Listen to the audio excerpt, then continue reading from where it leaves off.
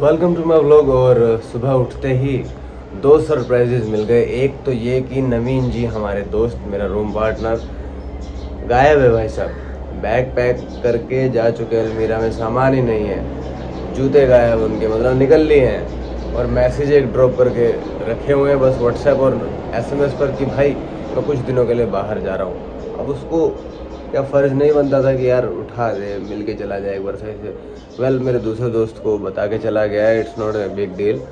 उसका नेचर ऐसा ही है, थोड़ा काम डाउन और शांत बंदा है। ठीक है, वेल आते दूसरी बात पर। जब उठा मैंने व्हाट्सएप चेक किया तो 6:30 बजे मैं लॉक हो चुका था किसी एक प्रोजेक्ट के लिए। मतलब सुबह देख रहे हो, सुबह सुबह 6:30 बजे यार काम होता है। So I just replied them कि थैंक यू। और डेट्स अभी ये प्रोसेस होगा कि मुझे प्रोडक्शन से कॉल आएगा regarding costume trial, look test and other things.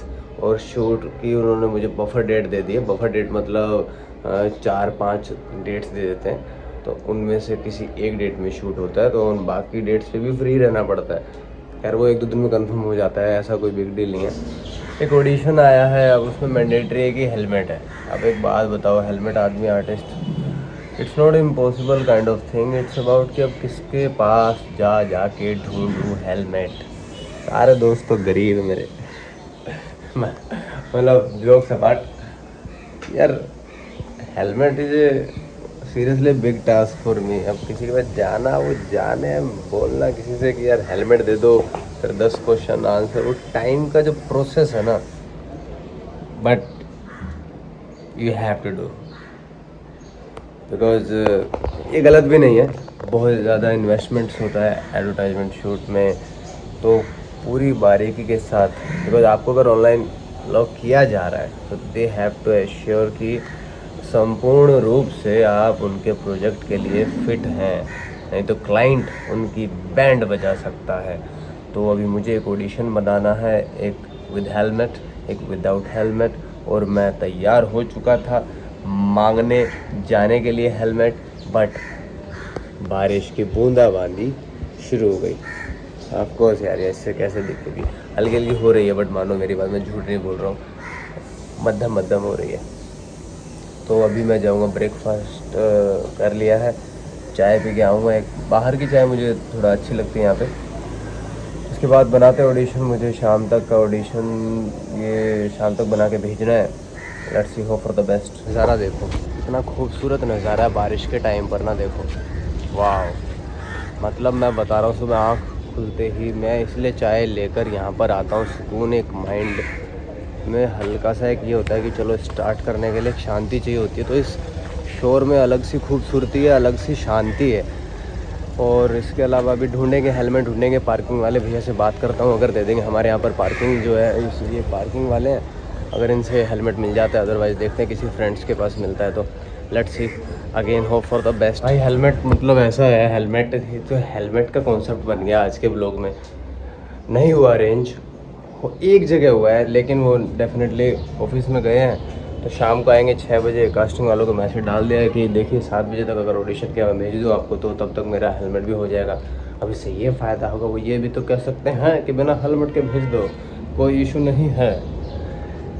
देखते हैं, let's see, hope for the best again. But ये मेरे को ना लॉजिक समझ में नहीं आया यार। एक्टिंग चेक कर लो, लुक्स देख लो, क्या ही फ़र्क पड़ता है। इवन मैं 2017 से हूँ इस फील्ड में, बट मुझे अगर कोई प्रोफेशनली कोई समझा सकता है इसका रीज़न, तो प्लीज़ समझा दो। मुझे भी नहीं समझ में आता है कि इतना ज़रूरी क्यों है, राइट। खैर अपार्ट फ्रॉम दिस, एक दोस्त को कॉल किया हेलमेट के मांगने, हेलमेट के रिगार्डिंग, उसने अपना दुखड़ा रो दिया। अजीज़ मित्र हैं हमारे, तो भाई साहब को बिल्ली ने पंजा मार दिया है। नो डाउट, मुझे लगता है कि पंजे से नहीं होता होगा, क्या कहते हैं, रेबीज़ का कुछ, but because I am not into you know medical field, so I suggested him that rabies का इंजेक्शन लगवा ले।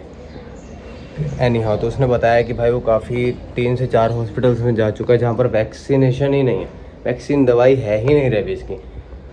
अब यहाँ पर ना क्वेश्चन मार्क आता है यार, इतनी हम विश्व गुरु हैं ना, मोदी जी कहते हैं no offend and no objection, but सच में यार रेबीज़ का मतलब वैक्सीनेशन नहीं है, हॉस्पिटल में अवेलेबल नहीं है, how it can be possible. तो ये हालत है हमारी। दूसरी तरफ हम अपने आप को विश्व गुरु बोलते हैं, इंडिया एंड भारत मेरा देश महान, no doubt, I respect, but ये है तो अजीब। It's because of corruption. खैर इस मुद्दे पर क्या ही बात करें, सबको पता है, कोई अनजान नहीं है। बच्चे को भी पता होता है, छोटा जो 7th 8th क्लास के बाद बाहर निकलना शुरू कर देता है, थोड़ा बहुत बाहर की हवा लगती है कि फ़र्क तो है। अब देखा कहाँ से कहाँ भटक गए हम। मॉर्निंग से शुरुआत हुई, बात हेलमेट पर अटकी और बात आ गई अब देश की। तो ऐसी सी है लाइफ। खैर तब तक देखते क्या कर सकते हैं, लेट्स सी। और उनका message just during this vlog आया है पॉपअप कि 5 PM तक भेज दो। अरे जब तक हेलमेट नहीं होगा कहाँ से भेज दूंगा मैं, नहीं समझेंगे पर ये ना, देखते हैं क्या हो सकता है। एक ना बात मेरे जहन में आई सारे दिन के बाद, ऑडिशंस वगैरह के बाद, वो हेलमेट वाला ऑडिशन मैंने नहीं दिया, मुझे हेलमेट नहीं मिला, मुझे सही नहीं लगा। कल मेरा शूट भी है, so I have to prepare something for my tomorrow's shoot. कि perception is the most powerful illusion. आपने कभी सोचा है कि it's seriously more than reality itself. मैं दिल से बता रहा हूँ, ये काफ़ी खूबसूरत बात है। और कभी नोटिस किया है कि हम चीज़ों को ना उनके ओरिजिनल फॉर्म में ही, मतलब ओरिजिनल फॉर्म में देखते ही नहीं है, कभी भी देखना ही नहीं चाहते। We don't actually see in reality. हम अपने माइंड का वर्जन देखते हैं, एक्चुअल में वो क्या है क्या नहीं, उससे पहले हम डिसाइड करते हैं एक परसेप्शन की ये ऐसा हो सकता है। काफ़ी हद तक कभी कभी ऐसा होता है। रियलिटी एक ही होती है पर परसेप्शन हर इंसान का अलग होता है एक ही चीज़ के बारे में। तुम्हें कोई रूड लग रहा होगा, हो सकता है वो थका हुआ हो, राइट। हो सकता है तुम बार बार फेल हो रहे हो और हार मानने की कोशिश कर रहे हो, लेकिन हो सकता है ना ये भी यार कि तुम अभी सीख रहे हो, तुम्हें उस चीज़ के बारे में अभी और सीखने की ज़रूरत है। ये भी तो हो सकता है। Perception is seriously more powerful than anything. अगर इसका सही तरीके से इस्तेमाल हो जाए ना तो आप ज़िंदगी में कामयाब हो जाओगे, क्योंकि वो तुम्हारे डिसीजंस, तुम्हारे इमोशंस, तुम्हारा फ्यूचर बनाती है। आपकी परसेप्शन बहुत मैटर करती है। और जब परसेप्शन गलत हो ना तब वो एक इल्यूजन बन जाती है जो रियलिटी से भी ज़्यादा कह सकते हैं कि सच लगने लगती है। सोच के देखो, अगर तुम किसी चीज़ को मतलब कह सकते हैं कि इम्पॉसिबल समझ लो तो तुम वो करना ही नहीं चाहोगे यार वो काम। और उसी चीज़ को अगर तुम पॉसिबल मान लो तो there is lots of chances कि वो काम हो जाए। इट्स अबाउट बिलीव कह सकते हैं, और कहीं ना कहीं परसेप्शन भी बिलीव का ही आधार है, मुझे ऐसा लगता है। कभी खुद से पूछो यार, क्या मैं सच देख रहा हूँ या अपने फियर, अपने एक डर को या अपने मूड का एक फिल्टर्ड वर्जन में देख रहा हूँ सामने वाले काम में, कि मैं क्या सोचता हूँ कहीं ना कहीं। क्योंकि परसेप्शन एक लेंस की तरह है, और अगर लेंस साफ होगा ना तो ही पिक्चर क्लियर देख पाओगे आप यार। तो अपनी ज़िंदगी में कुछ भी कर लो अदरवाइज। बाकी best of luck to everyone. आज का व्लॉग यहीं समाप्त होता है, मिलते हैं नेक्स्ट व्लॉग में यार।